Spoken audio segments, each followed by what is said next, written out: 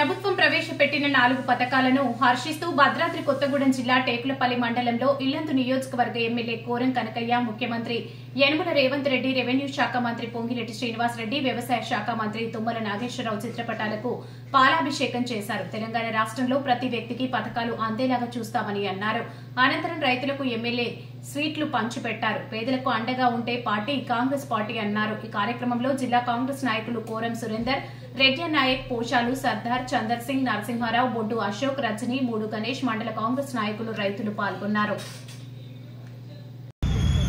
Unlimited 2-3 ఎకరాలు కాకుండా సుమారు 18-20 ఎకరాలు ఉన్నటువంటి రైతులు కూడా ఈరోజు రైతు భరోసా పట్టడం అనేది చాలా సంతోషకరం. నిన్ననే చెప్పే తెలంగాణ రాష్ట్రం మొత్తం కూడా ఇది పెద్ద పండగ వాతావరణంగా మరి ఏర్పాటు చేసినటువంటి తెలంగాణ రాష్ట్ర ఇందిరమ్మ ప్రభుత్వం రేవంత్ రెడ్డి గారి నాయకత్వంలో బడుగు బలహీన వర్గాల ఆశాజ్యోతి ఈ ప్రాంత మంత్రివర్యులు పెద్దలు శ్రీనివాస్ రెడ్డి గారి నాయకత్వంలో అందరికి కూడా ఇల్లు ఇవ్వాలని చెప్పి నిర్ణయించడం జరిగింది. చాలా సంతోషం. గతంలో ఉన్నటువంటి ప్రభుత్వాలని కూడా మాయమాటలు చెప్పి ఎలాంటి సంక్షేమ అభివృద్ధి లేకుండా ప్రభుత్వాల్లో పరిపాలన చేసినటువంటి పరిస్థితి. మరి ఈనాడు ఎన్నికల ముందే హామీ ఇచ్చాం. సోనియా గాంధీ గారి నాయకత్వంలో పెద్ద ఎత్తున 6 గ్యారెంటీలు ప్రవేశపెట్టి అన్నింటి కూడా తెలంగాణ రాష్ట్రంలో ఇందిరమ్మ రాజ్యం వస్తే ప్రజా పరిపాలనలో ప్రతి కుటుంబాన్ని కూడా సంక్షేమ పథకం ఇవ్వాలని చెప్పి 6 నిర్ణయించడం జరిగింది. మరి ముఖ్యంగా ఎన్నికల తర్వాత ప్రభుత్వం ఏర్పడగానే పెద్ద ఎత్తున మహిళా సోదరులందరూ కూడా ఉచిత బస్సు ప్రయాణం కూడా ఏర్పాటు చేసిన పరిస్థితి మనకు తెలిసిందే. దాంతో పాటు గ్యాస్ సిలిండర్, అదేవిధంగా ఉచిత విద్యుత్, మరి అదేవిధంగా రైతాంగానికి రుణమాఫీతో పాటు ఎన్నో పథకాలు ప్రవేశపెట్టిన పరిస్థితి. ఆ రోజు ఇచ్చిన హామీని నెరవేర్చే విధంగా ప్రభుత్వాలు చర్యలు చేపట్టడం, దాంతో పాటు జనవరి 26 తారీఖున ఏదైతే సంక్షేమ పథకాలు 4 ఇచ్చారో 4 కూడా ప్రవేశపెట్టినటువంటి ప్రభుత్వానికి మనందరం కూడా ధన్యవాదాలు గట్టిగా చప్పట్లతో ముఖ్యమంత్రి గారికి ధన్యవాదాలు తెలియాలని చెప్పి విజ్ఞప్తి చేస్తా ఉన్నాం.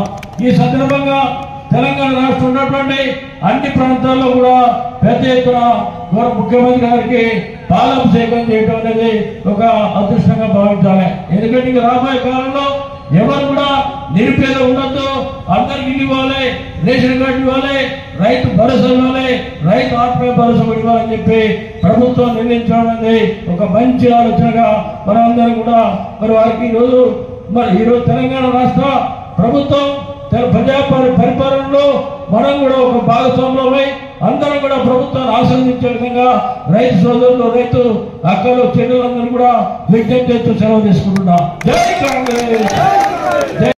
ప్రజా పరిపాలనలో ప్రతి కుటుంబాన్ని కూడా సంక్షేమ పథకం ఇవ్వాలని చెప్పి 6 నిర్ణయించడం జరిగింది. మరి ముఖ్యంగా ఎన్నికల తర్వాత ప్రభుత్వం ఏర్పడగానే పెద్ద ఎత్తున మహిళా సోదరులందరూ కూడా ఉచిత బస్సు ప్రయాణం కూడా ఏర్పాటు చేసిన పరిస్థితి మనకు తెలిసిందే. దాంతో పాటు గ్యాస్ సిలిండర్, అదేవిధంగా ఉచిత విద్యుత్, మరి అదేవిధంగా రైతాంగానికి రుణమాఫీతో పాటు ఎన్నో పథకాలు ప్రవేశపెట్టిన పరిస్థితి.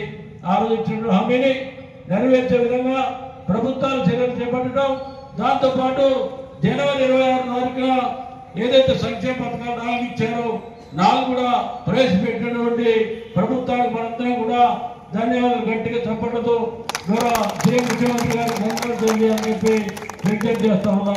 ఈ సందర్భంగా తెలంగాణ రాష్ట్రం ఉన్నటువంటి అన్ని ప్రాంతాల్లో కూడా పెద్ద ఎత్తున ముఖ్యమంత్రి గారికి పాలాభిషేకం చేయడం అనేది ఒక అదృష్టంగా భావించాలి. ఎందుకంటే ఇంకా రాబోయే కాలంలో ఎవరు కూడా నిరుపేద ఉండొద్దు, అందరికి ఇల్లు ఇవ్వాలి, రేషన్ కార్డు ఇవ్వాలి, రైతు భరోసా ఇవ్వాలి, రైతు ఆత్మీయ భరోసా ఇవ్వాలని చెప్పి ప్రభుత్వం నిర్ణయించడం అనేది ఒక మంచి ఆలోచనగా మనందరం కూడా మరి వారికి ఈరోజు తెలంగాణ రాష్ట్ర ప్రభుత్వం ప్రజా పరిపాలనలో మనం కూడా ఒక భాగస్వామ్యమై అందరం కూడా ప్రభుత్వాన్ని ఆశీర్వదించే విధంగా రైతు సోదరులు, రైతు అక్కలు, చెల్లెలందరూ కూడా విజ్ఞప్తి చేస్తూ సెలవు తీసుకుంటున్నాం. జై కాంగ్రెస్.